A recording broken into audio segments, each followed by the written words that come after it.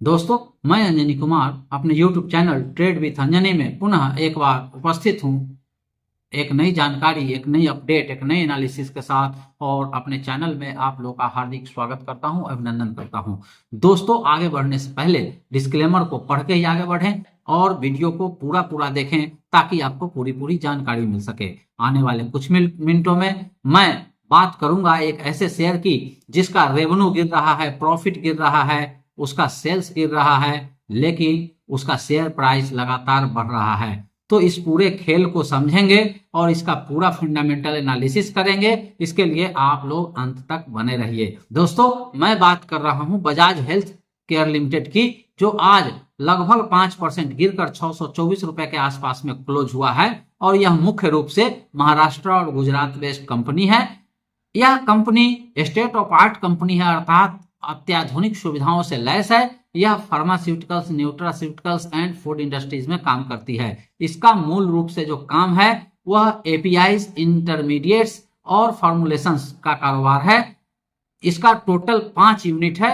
4 में एपीआईज और इंग्रेडिएंट बनाती है और एक कंपनी में फॉर्मुलेशंस तैयार किया जाता है। यह कंपनी आर&डी पे भी अच्छा खासा खर्च करती है और इसका आर&डी यूनिट काफी अच्छा है।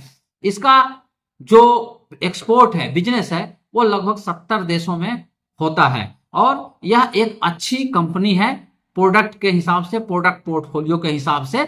और आगे बात करते हैं इसके फिनेंशियल्स की, जो काफी महत्वपूर्ण है। दोस्तों, आज इसका मार्केट कैप लगभग 1970 करोड़ रुपया के आसपास है। 52 वीक हाई लो की बात करें तो 719 रुपया के आसपास इसका हाई है और 263 रुपीज के आसपास का इसका 52 वीक लो है। बुक वैल्यू की बात करें तो यह लगभग 100 रुपीज के आसपास है। फेस वैल्यू इसका 5 रुपीज के आसपास है। कंपनी के पास लगभग 3 करोड़ का कैश उपलब्ध है और कंपनी के पास 332 करोड़ के आसपास का डेट है। कंपनी का डेट इक्विटी रेशियो 1.19 है, जो slightly quarter on quarter increase हुआ है। कंपनी का सेल्स ग्रोथ देखें तो -26% है, अर्थात इसका सेल्स गिरा है।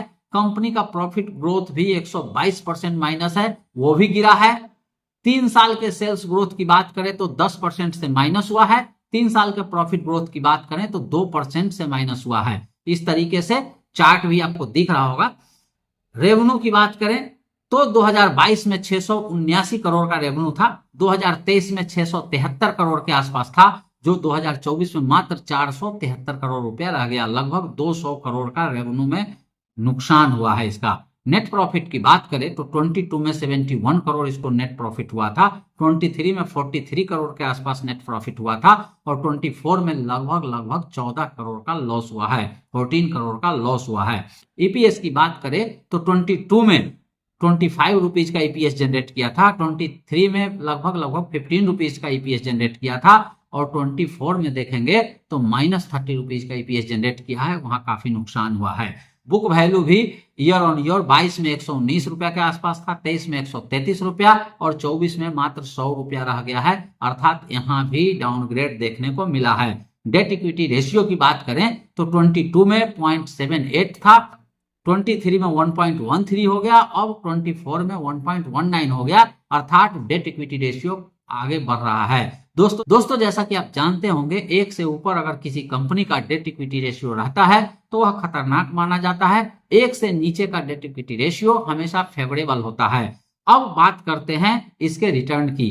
तो इसका 3 महीने में, मात्र पिछले 3 महीने में रिटर्न देखें तो 58% का प्लस रिटर्न दिया है, पॉजिटिव रिटर्न दिया है। 6 मंथ में देखें तो 64% का पॉजिटिव रिटर्न दिया है। 1 ईयर में देखें तो 84% का पॉजिटिव रिटर्न दिया है। 2 इयर्स की बात करें तो 60% का पॉजिटिव रिटर्न दिया है। 3 इयर्स की बात करें तो 51% का पॉजिटिव रिटर्न दिया है।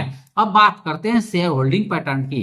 शेयर होल्डिंग में प्रमोटर का होल्डिंग जो है 59% है दिसंबर क्वार्टर के हिसाब से, जो पिछले 6 महीने में लगभग 8.54% प्रमोटर ने अपनी स्टेक कम करी है, अर्थात पब्लिक में उसको बेच दिया है। एफआईआईस की बात करें तो इनकी होल्डिंग 1.01% बनी हुई है, जो लगभग 6 महीने पहले ही इन्होंने अपनी होल्डिंग बनाई है। इसमें क्वार्टर ऑन क्वार्टर हल्का सा स्लाइटली ग्रोथ हुआ है।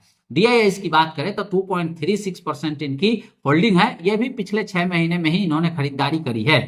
और पब्लिक की शेयर होल्डिंग जो है 37.45% के आसपास है, जिसमें 5% इनकी होल्डिंग बढ़ गई है। अर्थात जो प्रमोटर ने शेयर बेचा है वो मार्केट में बेच दिया है। तो दोस्तों अब समझने वाली बात यहाँ पे बहुत इंपॉर्टेंट ये है कि कंपनी की प्रॉफिट गिर रही है, कंपनी की रेवेन्यू गिर रही है, कंपनी का ईपीएस गिर रहा है, कंपनी का डेट इक्विटी रेशियो बढ़ रहा है, लेकिन इसके बावजूद कंपनी के शेयर का प्राइस बढ़ रहा है। आखिर कौन बढ़ा रहा है और क्यों बढ़ा रहा है?